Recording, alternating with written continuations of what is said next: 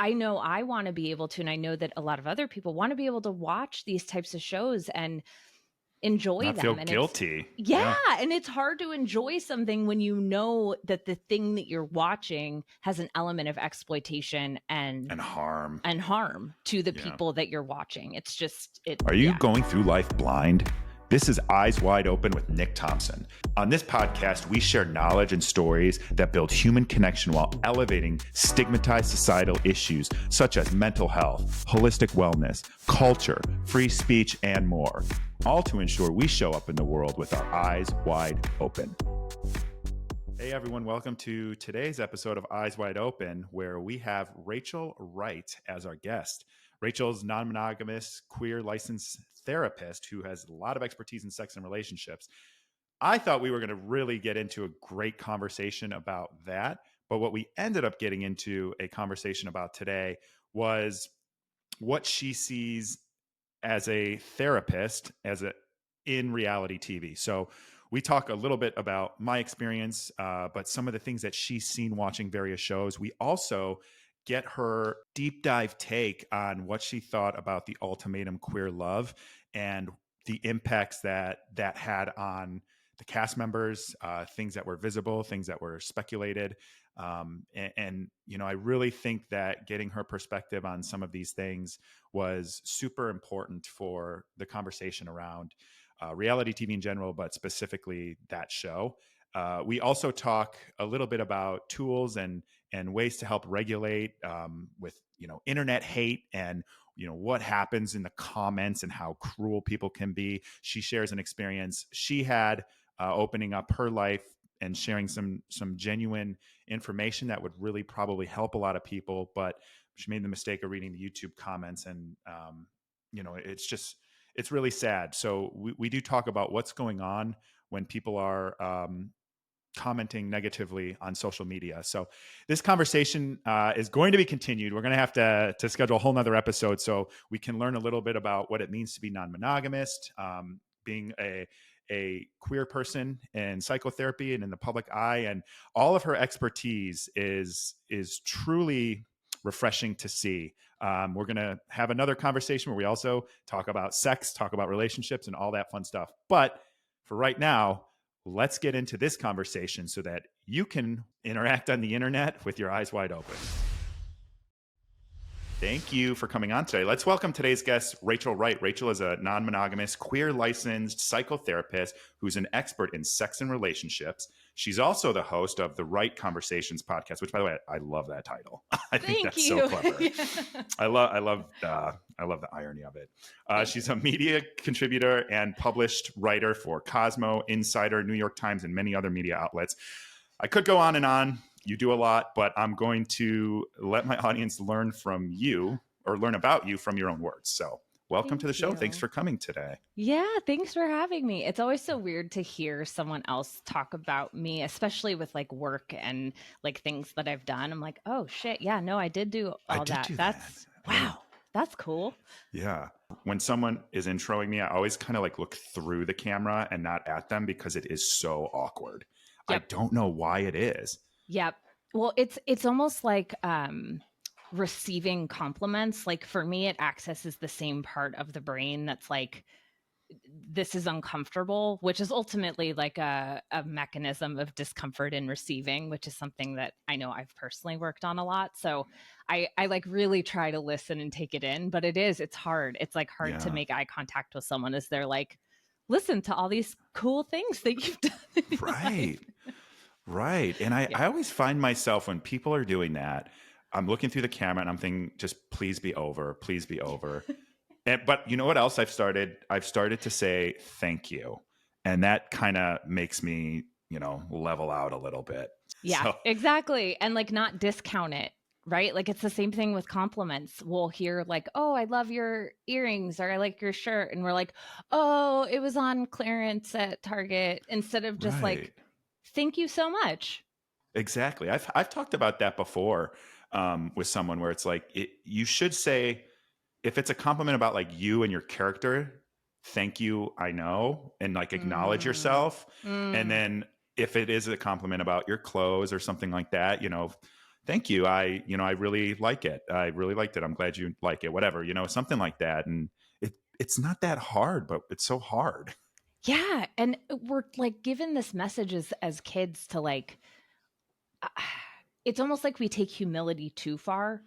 Yeah. Like as though saying thank you to a compliment is like, I know I'm the fucking best. Like Right. that's not what we're saying, but for some Right. reason, like that's kind of how it feels in the body, is like we have to like, I don't know, just discount. Cut yourself down. Yeah. Yeah, In a sense. exactly. Exactly. Yeah. It's so weird. I know. I Um, know. so Humans are weird. we are very, I always say everybody is very nuanced. Humans are very nuanced. You can't really ever understand everything about yourself, let alone somebody else. So not Nope. worth it to even try. No. We can work as hard as we can at it, but the expectation that we will like achieve this level of understanding, or I mean, we change all the time. Like Yeah. I see this a lot in the couples that I work with, where the longer they've been together, the more of an assumption there is that the other person will know what they're thinking or feeling, or what their favorite movie is. Like the like, well, we've been together for 50 years. Like you should know that. And A, no. And B, like we change every day. Like we're Right. exposed to new things, and our beliefs change and our desires change and our interests change. And so this idea that like the longer we're with someone, the more they should, in quotes, know is it's unfair. It's unfair to them. It's unfair to us. And like it stops intimacy from growing because we stop sharing these things and we're just like, oh, they know. Well, I have never thought of that before like that. And I think that's so interesting because, first of all, I don't think people should ever really assume. And I Mm-hmm. mean, we're all guilty. It's human nature to make Yeah. assumptions. But it's funny because I do expect someone to know that. Although not favorite movie, because my favorite movie changes by the season. Yeah. Like it's in the fall, it's always scary movies. And then, and there's a filmmaker in me who, has my like, these are the movies that inspired me to want to make movies. And so it's very nuanced. But other things, you do kind of expect that. And if you're not changing and you're not growing, like what are you doing? Right. Together and Exactly. individually. Exactly. Like I am someone, I've been diagnosed with depression and anxiety and panic disorder. And I've worked very hard in my own therapy and other areas to be able to cope with these things and not have them impair my life. And when people make assumptions that the same things that would have brought on panic or anxiety or are the same from when I was 21 to now at almost 35, Yeah. I'm like, do you think that I've been sitting stagnant for the Right. last chunk of time? Like that feels terrible, or the assumption of like, oh, you've been working so hard, so they're no longer a part of you. Like, oh, she's just cured. It's fine. She hasn't had a panic attack in like 2 years. She's just never going to have one again. She's It's all totally good. fine. She's cured. It's like a magic pill. That's a really good point too. And I know so I've been diagnosed with depression too. I know actually, like, I don't have to get into this, but like I had my first panic attack last fall, which I've never had anything like that in my life. It's so scary. It is scary. And it's like, I have new empathy for people who experience that. And I've had people in my life for a long time that have, and, until you experience it, you definitely don't have any business making an assumption. Mm-hmm. Yeah. Mm-hmm. Yeah. This just like, oh, you can get over it, or, Right. oh, it's over. You're fine. Like, let's move on with the day. It's like Right. the physical and psychological toll that something like that takes is, and then just getting stuck in the cycle of like worrying that it's going to happen again. So then that inevitably like increases the chances of it happening again. And like, there's just so much. And yeah. Right. Yeah. So do you think, I don't know if this is funny. I think it's funny, but so do you think after somebody has a panic attack while filming a reality show, they should be forced to continue filming? It's pretty funny. I mean, I wish it wasn't funny. So this is the thing with that. To be clear, I've never been a contestant on a reality show. So like want to name that out the Lucky gate. you. Yes. Thank you. I would not do well. I would like crumble under these circumstances. Also producers would hate me. I would be like, go fuck yourself. Like it would not be a good situation. That was me. I'm like, I'm not doing that. I'm not saying that. Yep. And they're like, cool, great. Yeah. Okay. My real answer to that question is I think that there needs to be a mental health professional on set that works with that person to say, yes, we are in agreement that they're ready to continue now, and not someone that is a producer who, look, producers are really good at their job. I mean, not all of them, but many of them are very good at their job. Yeah. But their job is to produce a television show that's entertaining. And so they don't dramatic. Dramatic, right. Yeah. Like they don't have any business deciding whether or not someone is psychologically in a spot to go do these things. And so is there a world in which someone could have a panic attack and 2 hours later be okay to continue? Yeah. And then there's other worlds in which that person may need to stop, period, and like everywhere in between. And I think that, not having someone on set to assess that and not just make the decision for the person, but with the person to come to a consensus is really important. One of the things I'm pushing for change, because I know some shows do have a therapist or a relationship. Someone, I forget who told me this, but they had like a mental health coach, whatever that is. Better than nothing, I'm sure. But if I don't know what that is either, but surely better than no one. Yeah, but if they're employed or contracted or whatever through the production company, I don't even think that's very ethical, because I've heard that those, and I hate to say it's, call people unethical for doing a job, but like if you're taking that oath and you're saying, I'm going to be a psychologist, a mental health counselor, a therapist, whatever that is, you have the ethical duty to like not use something you learn about a human being to give it back to production. Yeah. And so the way I've been talking about it, the way I've approached it is I compare it to the NFL. So the NFL a couple of years ago for concussion protocol has an independent neurologist that has to clear the player before they can go back in the game. Because if it was an important game or you didn't have a good backup quarterback, for example, and Tom Brady or Patrick Mahomes is your quarterback, you're going to want them in that game, especially if it's an important game.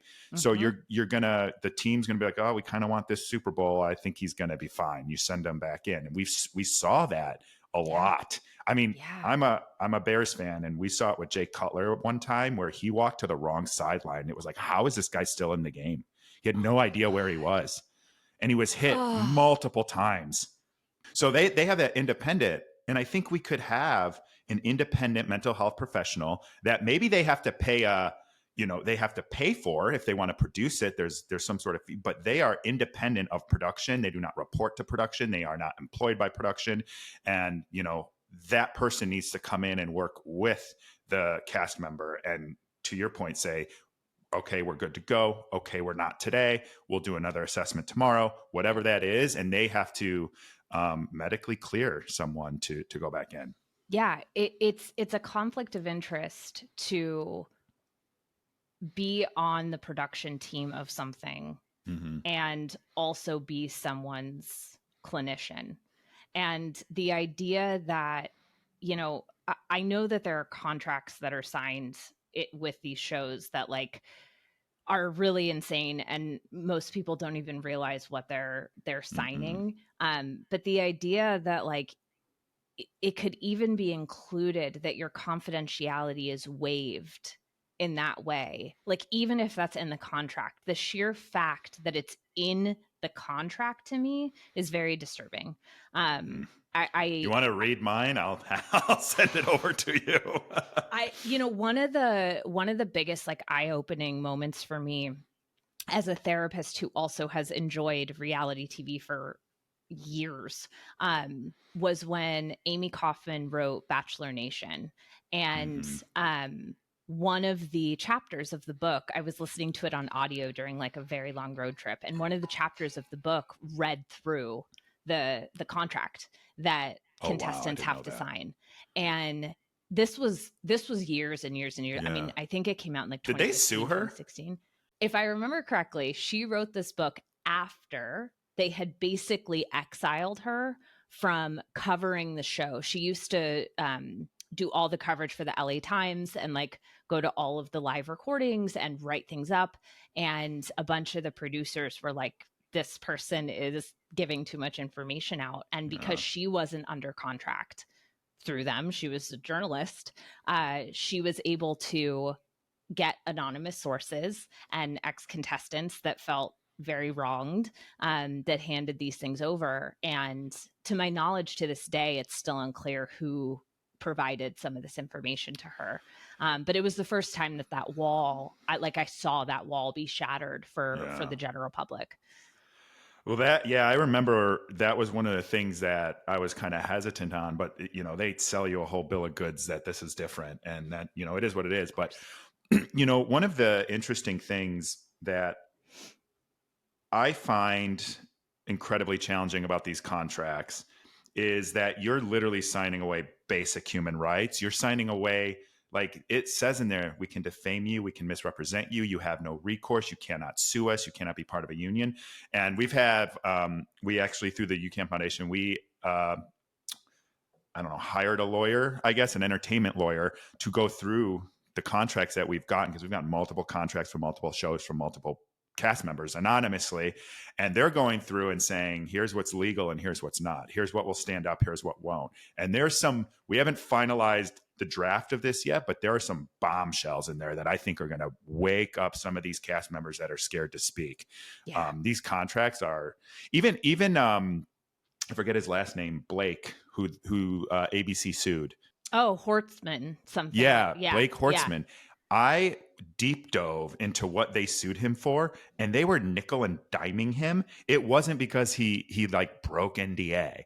It was because he went on a podcast without their permission. So they were suing him for that. It was because it's crazy so that scared everyone, right?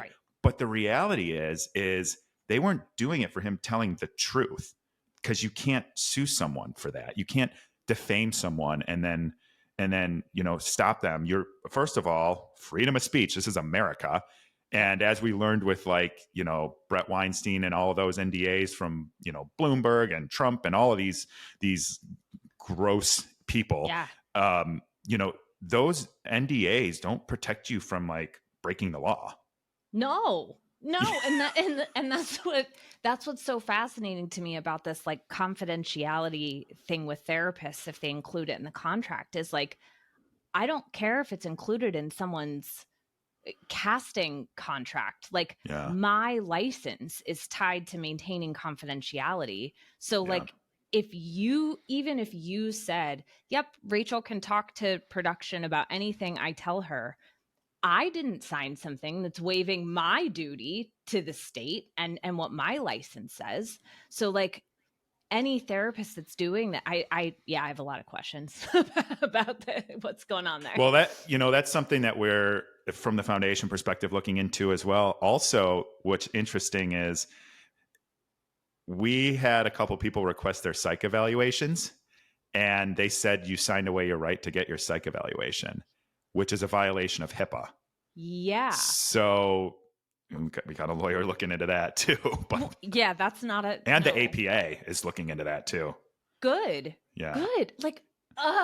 This stuff makes my blood boil. I know. There is such an important place for reality TV, non-scripted TV in our world. I think that it is such an interesting way for people to see other people's lives, their behavior, how they may respond in certain situations. There's a world in which this is a very consensual, happy thing. I mean, Survivor is a great example of that.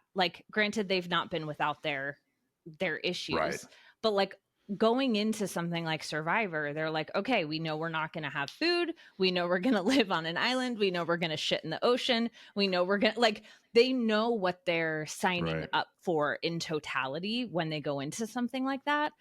When you're going on a dating show, you're not like, oh, I'm going to have to shit in a bucket and I'm going to not have water and I'm going to have to do, like, these things are not part of Right.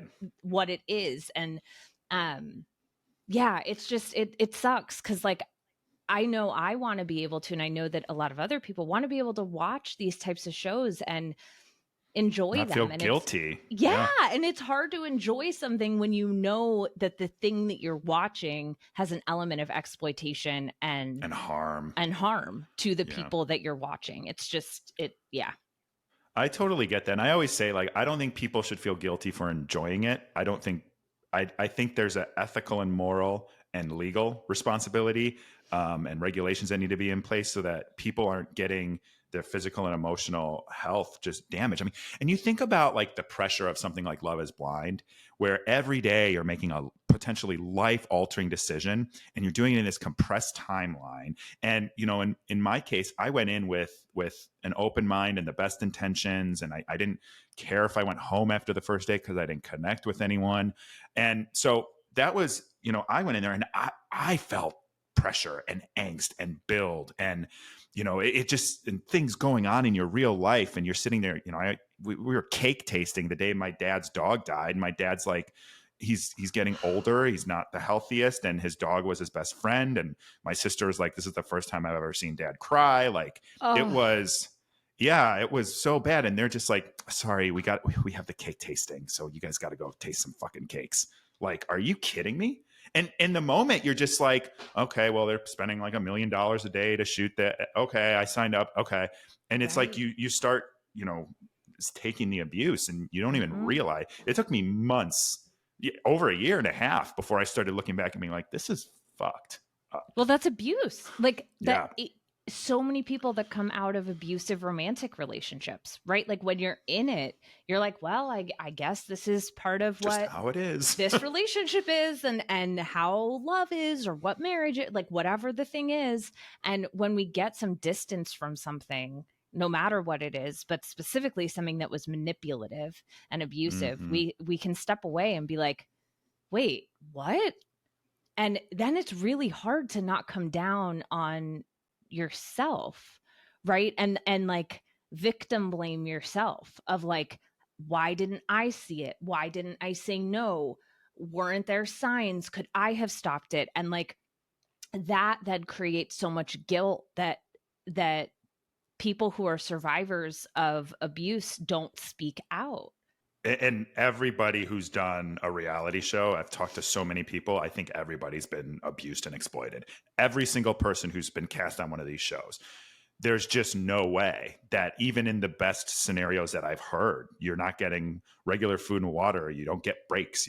Anyway, we could go on and on. But you know what I always think about when I think about like abuse and a toxic relationship and all of that? Have you ever seen or read Gone Girl? Oh, yeah. Okay, so that's one of my favorite. That is probably my favorite fiction book. I don't read a lot of fiction. It's probably my favorite fiction book, and I love the movie. But there's a scene at the end of the movie after they're like awful to people, to each other in that movie, faking deaths, killing people, all this stuff. And then at the end, she says something like, "Well, that's marriage or that's love," and it's like, wow, that's like the ultimate example I think of people just accepting like horrificness in a relationship. Totally. Yeah. And you hear these people, you know, leave some of these shows and they are so close and like really good friends with their producers.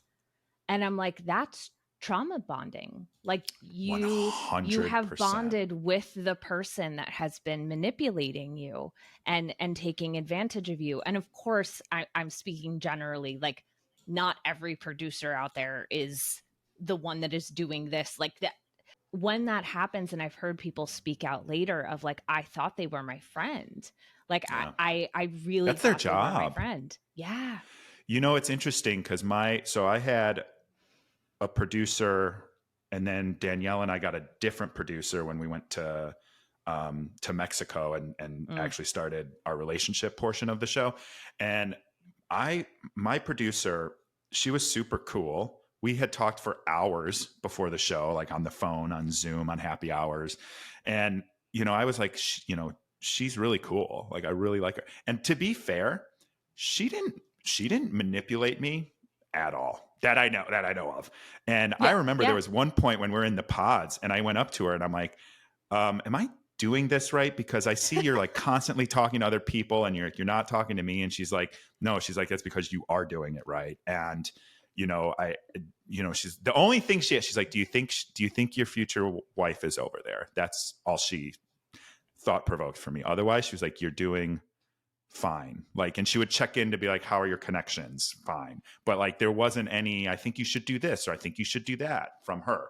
Now, all of that changed when we got our couples producer. That was, and he came from, I think he was filming or producing the Ultimatum season 1, which I actually would love to get your thoughts on that. But oh my God, season 2 more than, but so yeah, it's crazy. But before let's do that, and then I want to put us on some great. I know and we'll talk for 15 hours. Yeah. So did you watch the Ultimatum, or specifically Ultimatum Queer Love? Because I watched pieces of. I actually couldn't watch it after talking to a couple of the contestants, and so I made Jeremy and Isabel watch it. Isabel's our director of mental health services, and kind of give me like, it's hard to like go through a similar type of experience and then watch it and then know they didn't know the premise of that show when they were cast. They didn't find out until they got there. I just recently heard that, and that was very disturbing to me. And I'm sure it was hard. It's the same production company as Love is Blind, isn't it? Yeah, it is. Yeah. Kinetic Content. I did not watch season 1 of The Ultimatum simply because I could not get behind the premise. Like, I thought that I couldn't enjoy even, and I've watched some like shitty reality TV. Like, I'm not sitting here like, but like as a couples therapist, like I couldn't get past this premise of, So I didn't watch it. And then I saw that the queer version was coming out, and which was hailed as this look at we're inclusive, and it's like, sorry, I'll let you talk. I shouldn't have. No. I get it. I knew I had to watch it because I knew that there was going to be journalists covering it that were going to be looking for therapists to talk about it. Yeah. And I wanted to be able to speak to it regardless of which direction it went. Right. And B, frankly, just as a queer person, I was like, I want to be a part of this conversation, whether that conversation is through the media, on my Instagram, or like with friends. So you felt like almost a duty to have an opinion on this. I think that's excellent. Yeah. And so I went into it kind of with this attitude of like, okay, I know I don't like the premise of this, hence why I didn't watch the first one. But we're going to do it anyway. And we've watched worse premise shows. So like, I'm going to do it. And, there were a handful of moments where I was like, oh, this is so cool that we're talking about this on TV. Yeah. Like there were a couple of moments where like the definition of sex was being discussed, and how that's often assumed in heterosexual couples, and it's not assumed in queer couples. Mm-hmm. And I loved that conversation. There was a conversation and joking about like, we'll figure out who's topping later, and like who's the top and who's the bottom. And, like, I loved that this was even something that was said on Netflix, like this international platform where I know a lot of people are watching. They're like, what are they talking about? And like Googling. And so there were a handful of those type of moments where I was like, this is great. Like, I love that this is even in existence. And then, I'll say the one other thing I really loved. Exploded. They didn't even fall off. They exploded. There was one person on there that I thought displayed such incredible communication skills, which is not something that I often see on reality shows. Mm-hmm. And I really appreciated that they cast someone that had these skills with them, and that you could tell that the pressure was like really starting to hit them, but they set boundaries and they handled themselves well and they communicated in a healthy way. And each episode I was just like, holy shit, this person is like unbelievable. Like I would have cracked, and I have toolkits of communication skills. Right. So that was another thing I really liked. Okay. That being said, by the time we got to like halfway past the through, opening credits. yeah, yeah. Shit just started to like, I don't even know how to even like articulate it. It became so insanely challenging to watch. And you could almost, or I'll speak for myself, I could almost see where a producer would be like, pause. Okay, no, you move here. Now you're going to say this. Okay, go. Like it was so heavy-handed in the production aspects. And then as it went even further, there was like very clear interpersonal abuse going on in one of the relationships. I know, I heard. And like they didn't do anything. And even at the reunion, they're talking about how the police were involved in the time between the show wrapped and the reunion filmed. Like there was a police report, and they did not, like the person who was the victim of this, they had to remove themselves from the set. And it was like, oh, they're not coming back. Like, I can't believe they're not coming back. And I'm like, what? Like it was handled so poorly. And so there were things, it felt very extreme to me in that way, that there were these like really beautiful moments of like, I'm so glad this is being talked about. I'm so glad that, you know, et cetera, et cetera. And then these like, we're showing abuse and not talking about it.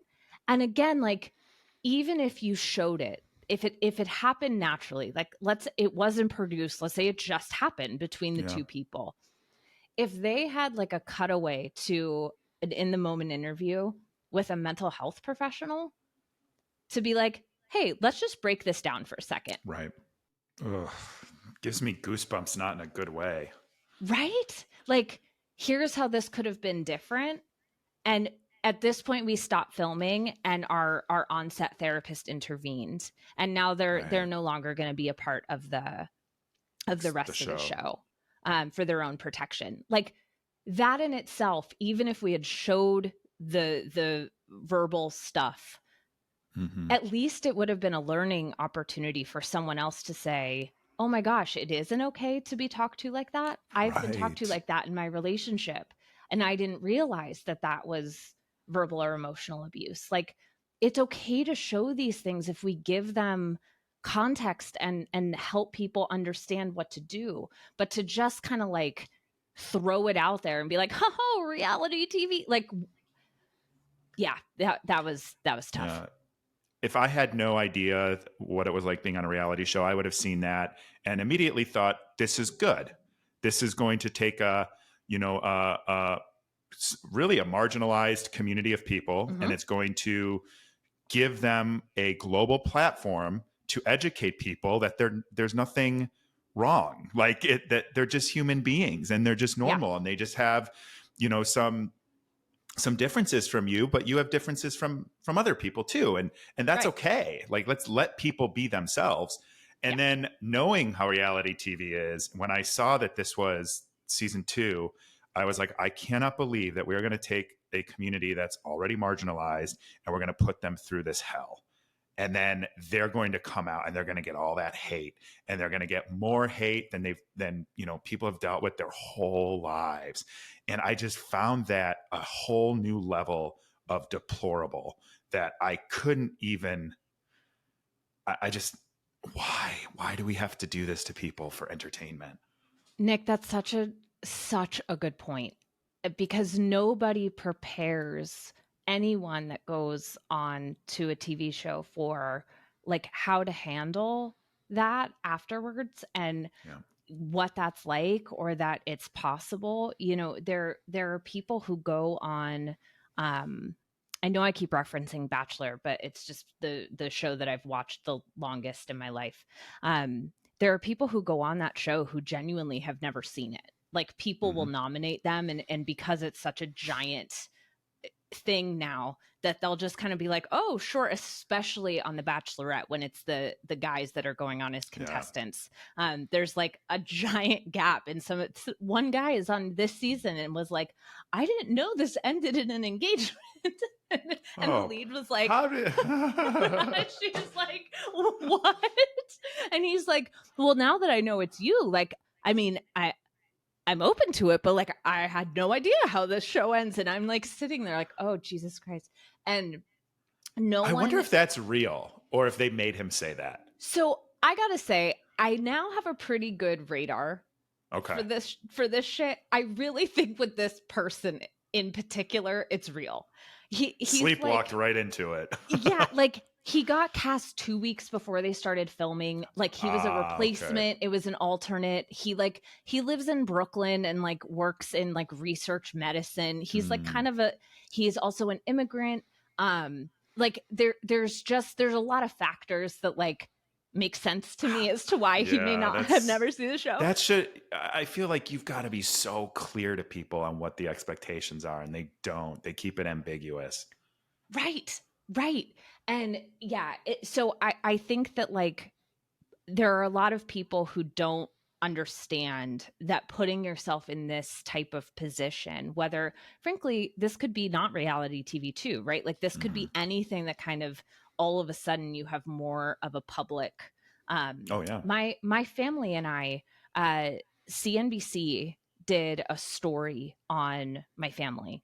You mentioned at the beginning I'm non-monogamous, so I have more than one partner, and they were really fascinated. They wanted to do a story on like how we handled finances, and like how we had a sleep rotation in the house, and if everybody had their own room, like questions that people simply are curious about when it's outside of this like mononormative two people nuclear family relationship. And me and my family, we were like, yeah, let's do it. Like, this seems simple enough. Like, I'm pretty public already about my shit. Like, let's do it. I made the mistake of reading the comments on YouTube when they posted it on YouTube. And I was like, it put me into like a couple days of just like, I like laid in bed and was not well. Yeah. And I can't imagine going on a even bigger platform and then not having any awareness. Like, I knew that this was a possibility, right? And I know that I'm talking about something that for many people can be very triggering, right? They're like, more than one partner, and like all of their own shit comes up and it gets projected onto it's like, that's what it is. People projecting their own shit on you all the time. Sorry. Yeah. They're like, I could never do that. And I'm like, you don't have to. Like, this isn't a conversion ceremony. Like, what are we talking about? They're asking us questions about our checkbook and our dog. Like, no one wants you here either. It's fine. Yeah. And and to not prepare people who are going on a show like Bachelor, Ultimatum, Love is Blind, like whatever, especially these bigger ones, right? The smaller ones that have more like niche audiences, or are more like docu style in the like a Vanderpump Rules or a Housewives, where like people see more of like a full story arc, and it becomes their job for like years and years and years and years, which is like a whole other conversation. But the contestant aspect of like coming in for a season and then not being there, to not prepare someone for what could possibly, for what they could experience when that show is airing, and to not give support, and to just be like, well, you're on your own now, like pay for your own therapy if that's hard to read. It's just, it's terrible. And like people get, I mean, I don't have to tell you this, but like people get death threats, and like it's, people can be very terrible. People are really fucked up, and it hurts my heart because I through my own therapy and setting boundaries and realizing the people that are good for me and the people that are not, or the people that need to be good for me sometimes and not other times, like all of that work that I've done to sort of build my life and build my squad and build my, even the people, the places that I choose to work and all of that stuff, it's all to like keep inner peace here. And when this, and it's exposed me to people that I would never have regular engagement with or be exposed to if I wasn't in some sort of public light. So the comments, the DMs, even some of the people from the show, I had a whole therapy session about why I was so bothered by Shake from my season. I don't know if you watched it, but, and we would realize like, it's because I never would have had to interact with him in real life. Like I never would have. And, I actually do want to say, I can't believe I'm going to say this. I'm sure he's not listening, but he actually reached out to me last week and sent a very reaffirming and empathetic and kind text message to me, which is very contrast to the one that was sent right before that from last fall. So kudos to him. Like I want to say thank you and reward the nice comment. And that was very kind of him to do. He didn't have to do that, but and it was because I was like, I can't comprehend how some people are the way that they are. Right. And it's because I wouldn't be that engaged with them in real life. Well, yeah, if someone showed you that side of them, or if they were being mean or cruel, or, like, why would you? Right. And I like substance, right? Like I don't want to talk about me. I don't want to talk about other people. I want to talk about real issues. I want to, like, that's why I have this podcast, because I like to learn. I want to give other people an opportunity to learn with me. And, I think that's good. That's what makes me, me. So that is really changed the way that I think about people. And I see all the people that have all these comments, like they know me, like they know my situation, like they know what my relationship was like. I mean, there was literally someone that commented last week that if I'm financially struggling, then why did they see me at East Bank Club, which is like a $300 a month gym here, which I like have walked by but would never step foot in. Like that is not my vibe. I work out at the hole in the wall down the street. Like, but it's like, now you're saying that you think you saw me in a place you didn't see me in. Like, so it's right. And also, what if you were there and someone gifted you? So even if you chose to pay for it and you were struggling financially, but decided this is my biggest priority, working out at this place makes me feel the best that I can. And so my priority, I'm going to not eat out or not go see a show or not do these things. And I'm going to put that money towards this fancy ass gym. Right. That's your prerogative. B, it could have been a gift from someone, or they could have said, hey, tag us on Instagram once a month and we'll let you have a month of free access. Like there are so many different explanations. It's actually, that is an intervention, a therapy tool that I often teach to people is what could be another explanation for that's good. This.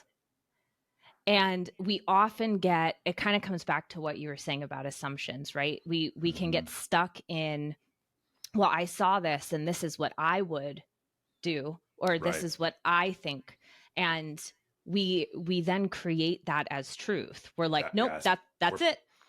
That's the only way. It's like, that's the only option. And the reality is that there's like so many different reasons. Our friend didn't call us back and we're like, they're mad at me.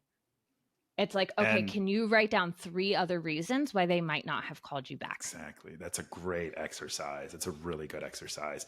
You know, it's the other thing about that too is actually, quick plug, our UCAN Foundation merch. We have a shirt that says perception not equal to reality, which is that entire Love. concept. Yeah. Yeah. Yeah. That's the thing that's like been very alarming to me is how many people, and I had a story about this on Instagram last week where I said, hey, if someone's telling you what your experience is or what your life is like or what your relationship is like or what your friendship is like, they are actually projecting onto you. They don't know. And you could live a very parallel, similar life or very similar situations. And the way that it impacts you is not going to be the same that it impacts anybody else. So don't let other people project their opinions, their perception, or their trauma on you and internalize it. Instead, like focus on your experience and what you need to get out of it and what you need to learn from or what you need to change. And focus on that and don't let the outside influence who you are and what your experience in the world is, because it's not they don't know. They have no fucking idea. Yeah. Yeah. And you can hear that and, be curious with that person without necessarily like let's say it is a close friend and they're saying like, I heard the way that your partner talked to you at dinner and um I didn't like it. Like I felt sad that your partner was talking to you in that way. Right. And they're making that about their feelings, which is fair. Totally. If they say it like that. Most of the time people are like, it's not okay the way that your partner was talking to you, right? And then we're like, whoa, whoa, whoa, whoa, whoa. Why are you attacking me? Why are you attacking me? Also, again, kind of coming back to what let's take this full circle. Like maybe that person just had a panic attack. And so they're heightened. And so when they said, can you pass the bread? They were like, can you pass the fucking bread? And that had nothing to do with the relationship dynamic. It had nothing to do with how that person may typically talk. It has everything to do with the fact that that person just panicked in the bathroom and didn't have a Klonopin with them. And so they're doing their best to come back and try to be a part of dinner. And it came out snippy. And when we can meet the people in our lives with curiosity, right? So like, hey, I heard the way that your partner talked to you at dinner and said, can you pass the bread? I felt sad when I heard that. Is that something that happens a lot? Like that snippy tone? Was there something else going on? Like, what's going on for you guys? How are you doing? All of a sudden it's like, oh, my friend gives a shit about me and is asking questions and not just assuming or projecting or telling me what is allowed and not allowed in my own relationship. That is okay. Everyone needs to write some of that down because that is so true. And I know I need to do better at that too. I need to be able to approach things with curiosity. And I've gotten so much better. I used to be projecting my shit all over the place, but it was, we all do until we're aware of it. Yeah, exactly. And there's still times, I get really stressed out lately with, having trouble finding a job and, doing that every day. And then, having people come at me because I started a foundation to help people. Like I'm trying to monetize as I work for free and invest my own money that I don't have in the foundation so that I can help people who need help. And it's like, so I get, like last week, the media took one line that I said in a 30-minute interview and it just ran its course. I was getting, not death threats, but pretty fucking close. And it was people going crazy saying, oh, you just don't want to work. You just like, what? I specifically opted to not like monetize every possible opportunity that I got. And there were a lot. I could have probably made $100,000 last year if I wanted to. Just by posting reels and stories. And I just said no to things that don't align with my core values or don't align with, how I want to show up in the world. So, it's hard because it's like, your experience, who you are, your core values, hopefully. And then when you hear other people just like saying things that aren't true, it's so I get snippy, especially the last couple months. And I'm very self-aware. I'm like, I was on the phone. Who was I talking? I don't remember who I was talking to. I was talking to somebody the other day, and I'm like, I'm just going to warn you, I'm really crabby today. So just as an FYI, if I sound Love short, it has Yep. nothing to do with you. It has everything to do Yep. with my day today. See, and that's beautiful. And like, I think that taking responsibility for our own stuff and then communicating that to the people that we're interacting with is so powerful. And another kind of like internal monitor that we can use is if we're having an assumption, if we're like having an assumptive moment, even if we don't catch it until it comes out of our mouths, we can then say, you know what? I just assumed. I'm gonna bloop, take that back in and ask that assumption as a question. Right? And even saying like, I'm having the assumption that you're mad at me, Nick. Yeah. Because I'm hearing your tone and I'm assuming that you're frustrated at something that I did. I don't want to assume. Can you share with me a little bit about what's going on, or if I'm off in the way that I'm perceiving your tone? That sounds so obvious and simple, but in the moment, it's so freaking hard. Yeah. It's so hard. And that was something that I think there was someone who commented something very negative a few months ago. And I commented back something like, I think I would like for you to consider why you think you know my experience better than me. And they actually came back to me and they said, you know what? You're right. I don't. And I'm sorry that I did that. And I said, it's okay. Like the fact that you have an open mind, show yourself some grace. Don't beat yourself up over it. Yep. That's beautiful. Hard to do, let me tell you. And sometimes I'm not good at it. Like you go read some comments, I'm like, I probably wish I didn't tell this person that they're an idiot, but they could also stop being an idiot. yeah, exactly.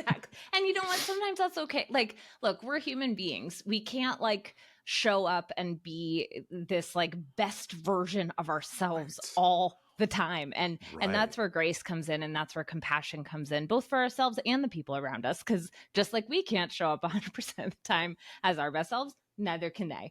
And that's all okay. It's just how we navigate through it and communicate about it. It's very true. So we're going to kind of do this at the end, which usually we do it at the beginning, but we got started right away. But I'm dying to know, what did you want to be when you were growing up, and how did that change over the years to where you are now? Oh, man. Okay. So when I was really, really little, I wanted to be on Broadway. I grew up as a theater kid. My mom was doing shows, and I like grew up in rehearsal rooms and running lines with her and like learning all the music. And I love theater.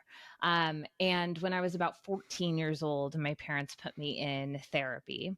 And after Good my for very them. first, they were a bit panicked. They had found out that I had sex and tried pot, and were like, and not the pot of the drug. It was like, you gotta go, there's something going on. And I was like, no, I'm just like kind of mature for my age, we're good, like everything's fine.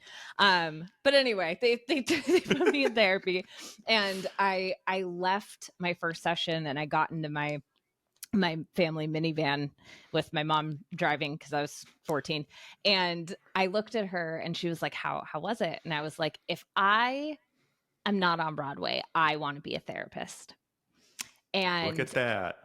Here we are. So I'm just not cut out for a career in the theater. I don't want that life. I have the majority of my friends are still in that world. And I love psychology, and I knew that I could do things to fill the theater cup up without going to school for it or making it my career. But the opposite wasn't true. I couldn't have a career in theater and like kind of be a therapist. And I'm really grateful for that, because I love what I do. But those were the two paths. That's awesome. And how do you fill your theater cup? Well, pre-COVID, I was still taking voice lessons. I was like performing in cabarets that I was auditioning for. which is really fun. And even just seeing shows, like I try to go to a lot of shows. I feel very grateful to have a lot of friends who have careers here in New York. Right. So I get to go see them do their thing. But I stay pretty involved in the community, and it's belt out show tunes in the shower, Yeah. Hey, that's where you got to practice. You got to practice sometimes, right? Cool. Well, thanks for sharing that. That's actually a really cool story. And the fact that you get to have a half a foot in the theater still is really cool too. Yeah. So now we're doing this totally backwards than usual, but give you an opportunity to ask me anything, any burning question that you might have. What is something that you have found surprising about doing the work with UCAN?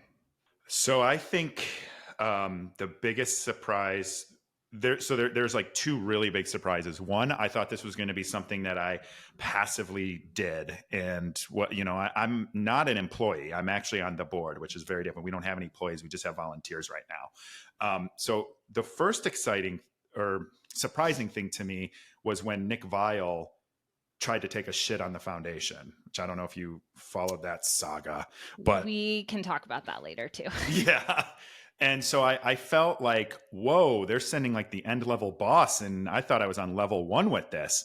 So that gave us a whole bunch more exposure and then kind of kept us afloat. And it's funny because it's like always the drama that keeps us afloat as opposed to like the work we're actually trying to do. Yeah. And so I was very surprised that he would take that stance and then also act like he and I had not been on his podcast before, that he and I did not share occasional DMs, and just pretend like he didn't know who I was, which I thought was like, whatever, dude, do you. But the fact that happened and he accused this of being for fame, like no one starts a not-for-profit to get rich and famous. No one. No, it's actually something people do to hide their money when they do. Yeah, exactly. So it's like Bill Gates and whatever. So that was number one. I think number two, I was shocked at the amount of people that, like, I don't understand how it's so polarizing that I'm trying to help people. And I think that is like the biggest shock to me with you knew what you signed up for crowd. And, these poor reality stars, they know what they're getting into, or they're getting all this fame. And it's like, how people can first of all make this about me when it is so clearly not about me, right? And then just like not think that people deserve to be treated like human beings. Those two things, I'm just like, and sometimes I'm like, what am I doing this for? Am I the only one that thinks this is a problem? But then I remember, I've talked to like 50 people who have been through this, and so so that to me has just been, it's astonishing how people don't view helping people as something that is important, I guess. Yeah.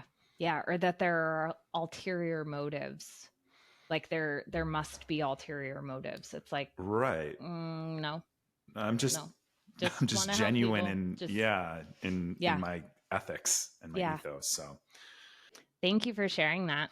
Oh, thank you. That was a really good question. I had not been asked that ever before. So good one. I try. Yeah. Well, Rachel, we're going to have you back on because we have a hell of a lot more to talk about.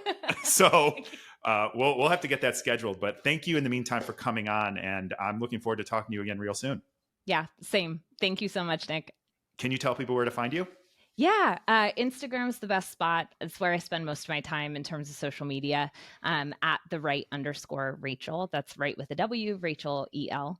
And my website is rachelwrightnyc.com. And don't forget to check out the Wright Conversations podcast wherever you listen to your podcast. And all of those links will be in the description. So thank you very much.